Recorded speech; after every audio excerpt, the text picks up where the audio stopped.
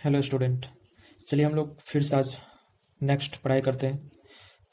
तभी जो हम लोग पिछले वीडियो में पढ़े थे, ऑर्डर ऑफ मेनासाई इफेक्ट और विड्रॉइंग इफेक्ट जो होता है, जो इलेक्ट्रॉन को अपनी तरफ खींचता है, उसके बारे में बात किए थे। उसका ऑर्डर भी था, कुछ जो ग्रुप है उसको याद रखना पड़ेगा, जो हमको आगे क्वेश्चन सोल्व करने में हेल्प करेगा।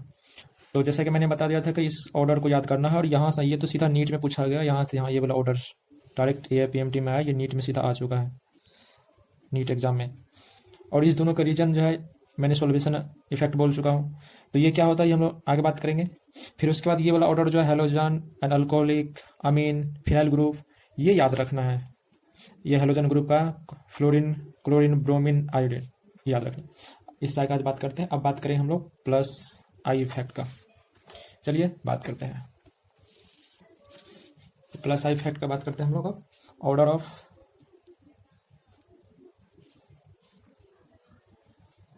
प्लस आई इफेक्ट, या इसी को बोलते हैं electron releasing effect. Electron releasing, जो रिलीज करता।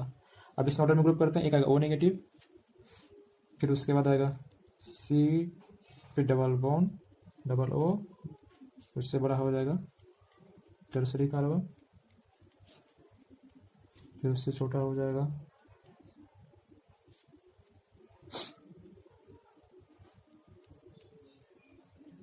सेकेंडरी, फिर ऐसे करके घटते जाएगा कार्बन का ऑर्डर।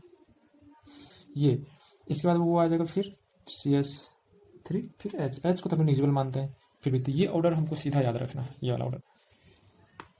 फिर यहाँ पे जब हम लोग बात करें I effect depend of distance, क्या होता है आई इफेक्ट जो है ये डिस्टेंस पे डिपेंड करता है।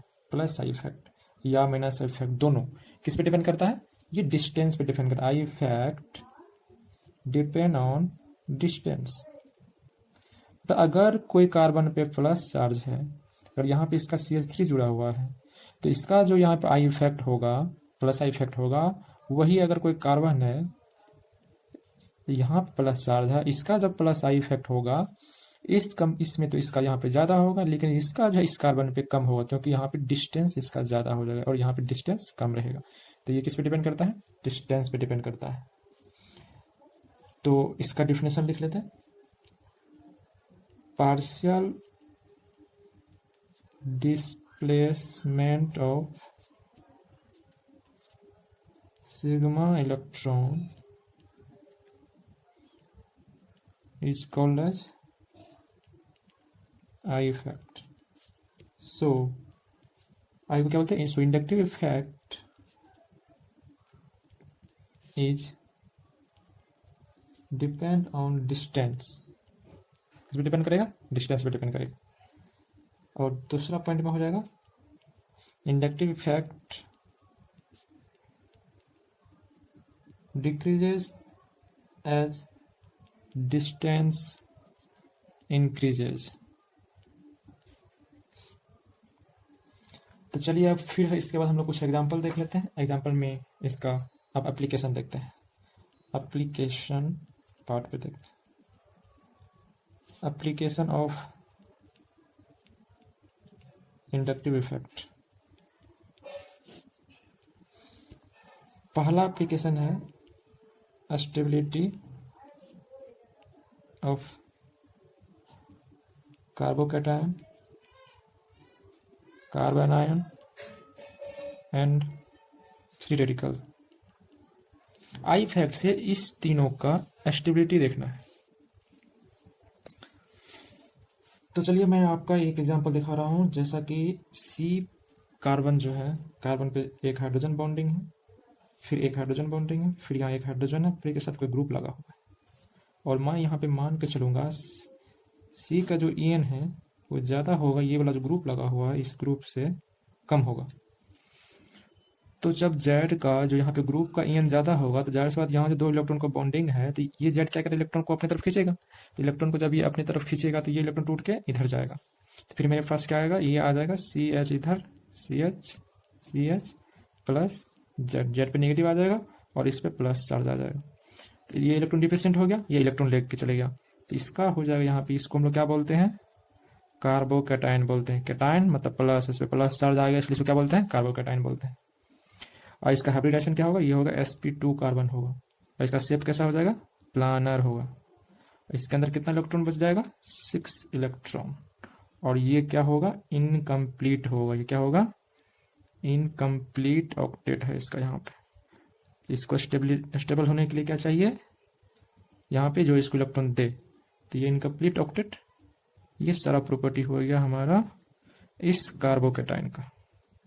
सेकेंड में हम मान के चलते हैं, फिर सेम ही एग्जाम्पल लेते हैं, लेकिन यहाँ पे जो है जेड का ईएन मैं बराबर कर दूंगा कार्बन के ईएन के बराबर। ये जो कार्बन के ईएन के ऑलमोस्ट बराबर हो जाएगा जेड का ईएन। तो अब क्या होगा, तब देखो क्या होगा, ये क्या होगा, ये हाइड्रोजन हो जाएगा, यहाँ पे हाइड्रोजन हो जाएगा, यहाँ हाइड्रोजन हो जाएगा। जब बराबर ईएन रहेगा तो ये फिर किसी पे प्लस माइनस नहीं होगा, ये फिर कोई हीट के प्रेजेंस में या सन रे के प्रेजेंट में क्या होगा, ये टूट जाएगा। तो टूट जाएगा तो ये फ्री रेडिकल बनेगा, फ्री रेडिकल बनेगा तो एक इलेक्ट्रॉन लेके दोनों अलग हो जाएगा। तो इसलिए इसको क्या बोलेंगे, इसको बोलेंगे फ्री रेडिकल, फ्री रेडिकल। और इसका हाइब्रिडाइजेशन क्या होगा, sp2 कार्बन, और शेप क्या होगा, वो होगा प्लानर। और इसके अंदर इलेक्ट्रॉन कितना होगा, एक एक्स्ट्रा इलेक्ट्रॉन है, इसलिए यहाँ पे हो जाएगा 7 इलेक्ट्रॉन इसके पास होगा। लेकिन ये भी क्या होगा, इनकम्प्लीट ऑक्टेट रूल, मतलब ऑक्टेट रूल को फॉलो नहीं करेगा, इसलिए इनकम्प्लीट होगा। और सबसे मोस्ट पॉइंट जो है यहाँ पे होगा, वो होगा ये इलेक्ट्रिकली न्यूट्रल होगा। क्या होगा, इलेक्ट्रिकली न्यूट्रल होगा। इसके पास एक एक्स्ट्रा इलेक्ट्रॉन रहते हुए भी ये इलेक्ट्रिकली न्यूट्रल है, ये याद रखना। फिर अब नेक्स्ट जो है कार्ब एनाइन का बात करेंगे। चलिए अब मैं एग्जांपल ले रहा हूं,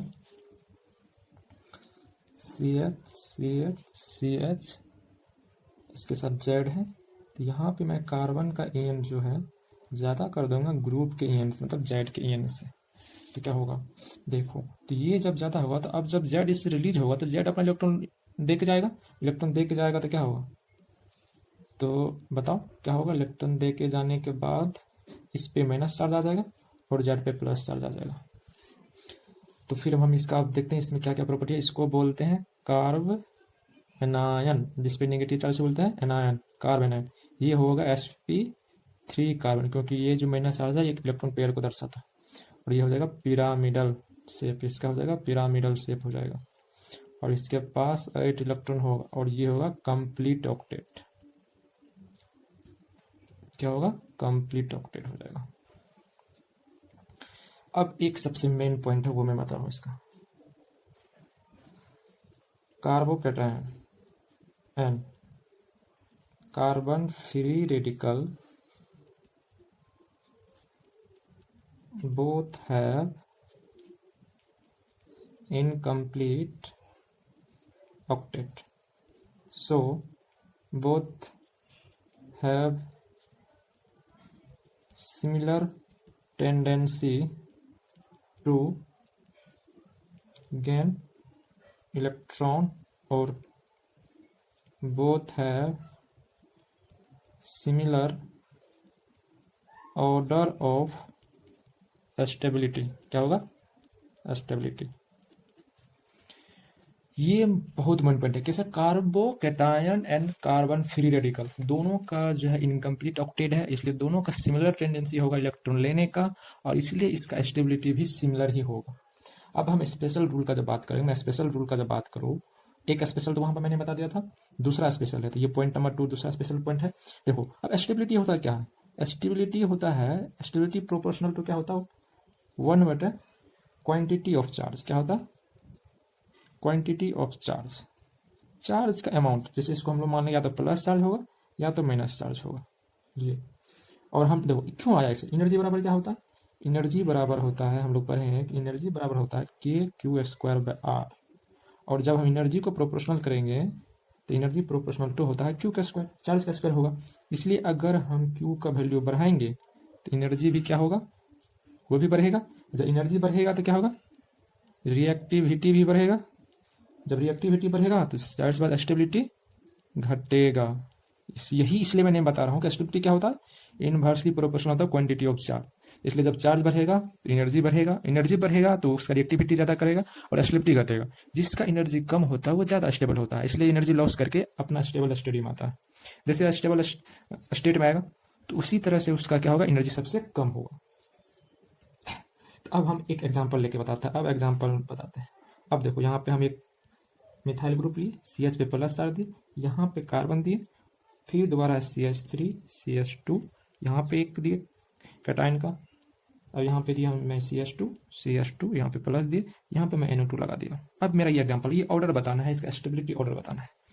अब स्टेबिलिटी ऑर्डर बताना है तो ये बताना है इसमें कि कौन ज़्यादा स्टेबल है। तो कौन ज़्यादा स्टेबल है, तो सबसे पहले मैं अभी तक जो पढ़ा हूँ इंडक्टिव इफेक्ट वही यूज करूँगा, बाकी अभी कोई दूसरा चीज़ यूज नहीं करने वाला जो पीछे पढ़ चुका हूँ। तो यहाँ पे क्या हो जाएगा, ये क्या करेगा, प्लस इफेक्ट देगा, ये भी इधर क्या देगा, प्लस इफेक्ट देगा, यहाँ पे एक ही प्लस इफेक्ट देगा, एक ही कार्बन।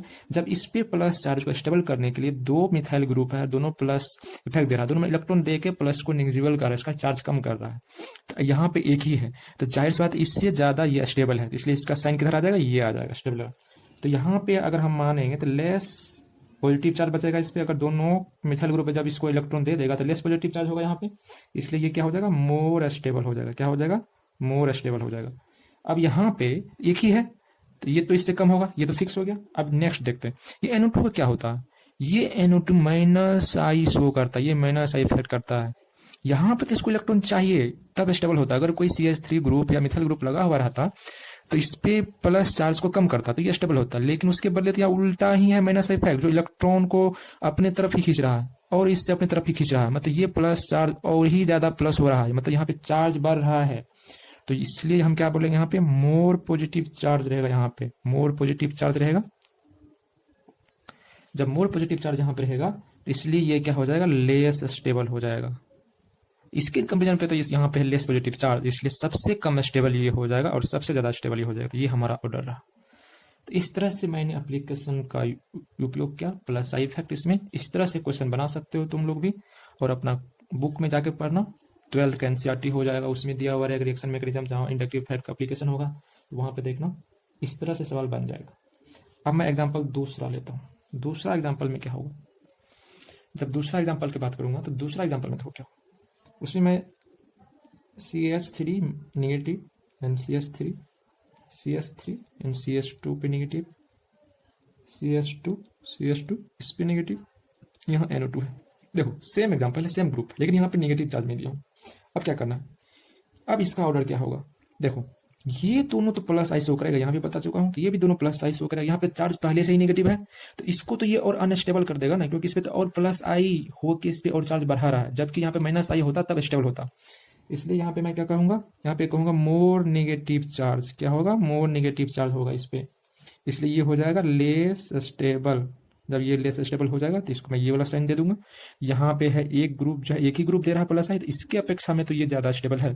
अब यहाँ NO2 है, NO2 क्या शो करता है, ये माइनस आई इफेक्ट शो करता है, और यहाँ पे माइनस इफेक्ट शो करता है, तो ये क्या करेगा, ये नेगेटिव चार्ज को कम कर देगा, क्योंकि इलेक्ट्रॉन का इधर मूविंग हो जाएगा, पार्शियली मूवमेंट इधर हो जाएगा, तो ये यहाँ पे हो जाएगा लेस नेगेटिव चार्ज, यहाँ पे हो जाएगा लेस नेगेटिव चार्ज, इसलिए क्या हो जाएगा, मोर स्टेबल हो जाएगा। ये क्या हो जाएगा, मोर स्टेबल हो जाएगा। तो इसका क्या होगा साइन, ये हो जाएगा। ठीक है बच्चों, अब नेक्स्ट लेक्चर में हम लोग पढ़ेंगे स्टेबिलिटी ऑर्डर ऑफ कार्बोकेटायन। तो कार्बोकेटायन का नेक्स्ट लेक्चर में बात करेंगे। फिलहाल के लिए इतना ही, ठीक है, बाय। और जाते जाते चैनल को सब्सक्राइब कर लेना और लाइक कर देना। Thank you.